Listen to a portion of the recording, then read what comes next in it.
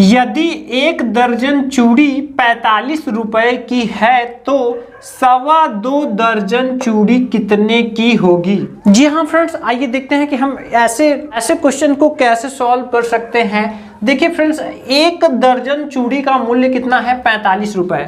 तो फ्रेंड्स एक दर्जन में कितना होता है, तो एक दर्जन में होते हैं 12 पीस या 12 नग, ठीक है, 12 पीस होते हैं। अब देखिए फ्रेंड्स, यहाँ पर देखिए एक दर्जन जो है यानी कि 12 पीस है वो कितने रुपए का है, 45 रुपए का है। कितने का है, 45 रुपए का है, ठीक है।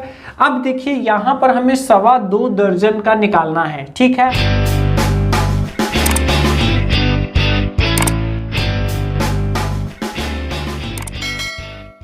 तो देखिए फ्रेंड्स, सवा क्या होता है और पौने क्या होता है, इस पर मैंने बहुत से वीडियो में बताया है और इस वीडियो में मैं बता रहा हूँ। सवा का मतलब होता है फ्रेंड्स चौथाई भाग ज़्यादा, और पौने का मतलब होता है चौथाई भाग कम, और साढ़े का मतलब होता है आधा भाग ज़्यादा, ठीक है फ्रेंड्स। तो देखिए यहाँ पर आप समझ लीजिए, ध्यान से बहुत ही गौर करिएगा। यहाँ पर देखिए, यहाँ पर मान लेते हैं ये एक गोला एक दर्जन को दर्शाता है। कितने को दर्शाता है, एक दर्जन को दर्शाता है। तो देखिए फ्रेंड्स, एक दर्जन ये हो गए, दूसरा गोला दूसरे वाले दर्जन को दर्शा रहा है, तो एक दर्जन ये हो गए, दोनों मिलकर हो गए 2 दर्जन।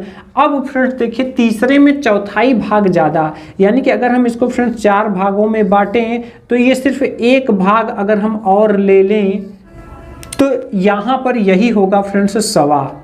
यही क्या होगा, सवा, ठीक है। तो देखिए सवा का मतलब फ्रेंड्स क्या होता है, सवा का मतलब होता है 1/4। इसको अगर हम लोग भिन्न के रूप में लिखें फ्रेंड्स तो हम लोग क्या लिख सकते हैं, 1/4। तो देखिए एक दर्जन ये हो गए, एक दर्जन ये हो गए, और यहाँ पर सवा लगा हुआ है, ठीक है। तो अगर हम लोग ऐसे ही हिसाब बैठाएं फ्रेंड्स तो देखिए 45 रुपये एक दर्जन के हो गए, 45 रुपये एक दर्जन के हो गए, 45 90 रुपये हो गए 2 दर्जन के। अब यहाँ पर फ्रेंड्स ये चूंकि चौथाई भाग है दर्जन का, तो यहाँ पर हमें इसका भी चौथाई भाग करना पड़ेगा। तो जब हम फ्रेंड्स 45 में 4 का भाग करेंगे तो ये आएगा 4 1 का 4, कुछ नहीं बचेगा, यहाँ पे 5 उतारेंगे, फिर से 4 1 का 4, यहाँ पे 1 बचेगा, दशमलव 0 बढ़ाएंगे, 4 दूनी 8, और फिर से 2 बचेगा, 20 हो जाएगा, 4 पंजे 20। तो इस तरह से यहाँ पर सवा के लिए फ्रेंड्स 11 रुपया 25 पैसा और हमें जोड़ना पड़ेगा। तो इसका टोटल फ्रेंड्स कितना आएगा, ये टोटल आएगा 45 45 90 और 10 101 रुपये 25 पैसे। इस तरह से फ्रेंड्स आएंगे, ठीक है। तो इस तरह से हम चाहें तो ऐसे मैनुअली तरीके से जोड़ सकते हैं। अब देखिए यहाँ पर अगर हम इसी को फ्रेंड्स कैलकुलेटर से करना चाहें तो कैलकुलेटर से हम क्या करेंगे फ्रेंड्स, तो देखिए भाव किसका है, भाव दर्जन का है। अब दर्जन का भाव है फ्रेंड्स, तो इसमें हमें गुणा करना पड़ेगा मात्रा से, लेकिन फ्रेंड्स मात्रा भी होना चाहिए, तो किस में होना चाहिए, ये भी दर्जन में होना चाहिए, तब हमें यहाँ पर फ्रेंड्स दाम मिल जाएगा। अब यहाँ पर देखिए फ्रेंड्स, यहाँ 45 तो है, लेकिन यहाँ पर मात्रा जो है ये हमारा 2.25 दर्जन कहा जा रहा है, लेकिन यहाँ पर हम कैलकुलेटर में 2.25 दर्जन कैसे लिखें। तो देखिए यहाँ पर जैसा कि 1/4 है फ्रेंड्स, तो देखिए 1 1 ये 2 तो पूरा है। अगर हम इसको भिन्न के रूप में लिखें तो हम लिखेंगे 1 और 1 2 सही 1/4।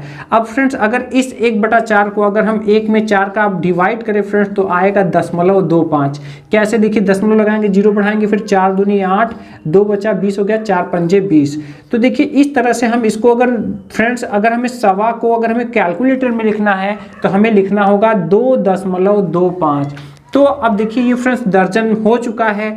तो जहां पर भी सवा लगा रहे फ्रेंड्स वहां पर आपको 0.25 एंटर करके हम दर्जन के रेट से गुणा कर देंगे तो हमें हमारा दाम मिल जाएगा। तो इस तरह से यहाँ पर फ्रेंड्स हम 2.25 से जैसे ही करेंगे फ्रेंड्स आप देख सकते हैं कितना आ रहा है, 101.25 रुपए, ठीक है, मतलब कि 101 रुपये 25 पैसे।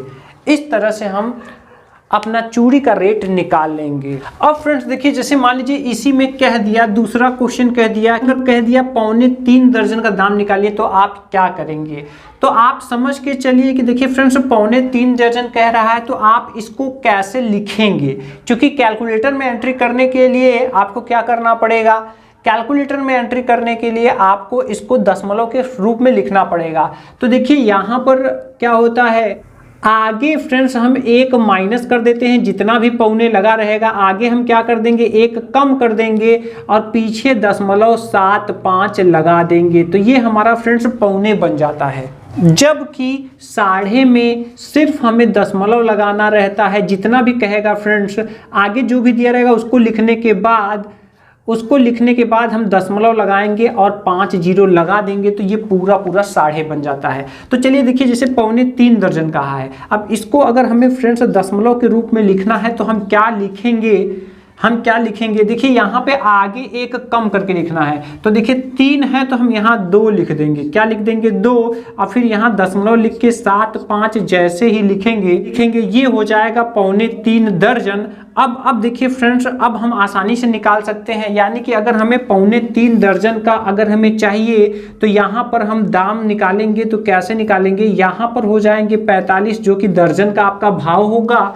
इसके बाद 3.25 दर्जन है यहाँ पर, तो यहाँ पर हम लिखेंगे 2.75 और जैसे ही फ्रेंड्स हम एंटर करेंगे तुरंत यहाँ पर हमें हमारा रिजल्ट मिल जाएगा। ये आएगा फ्रेंड्स कितना? 123.75। तो इस तरह से फ्रेंड्स कोई भी अगर सवा लगा हो तो आपको यही ध्यान रखना है कि 0.25 फ्रेंड्स बढ़ जाएगा जितना भी सवा कहा रहेगा। जैसे 2 कहा है तो 2 के पीछे 2.5 बढ़ जाएगा।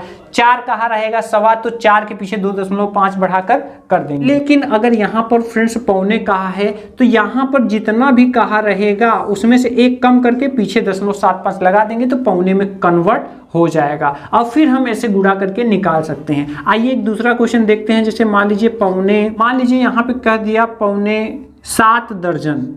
कितना कह दिया? 7.25 दर्जन। अब फ्रेंड्स हम कैसे निकालेंगे? तो सबसे पहले हम इसको दशमलव फॉर्म में बदलेंगे 7.25 को। तो यहाँ पर फ्रेंड्स 7 है तो हम एक कम करके लिखेंगे 6।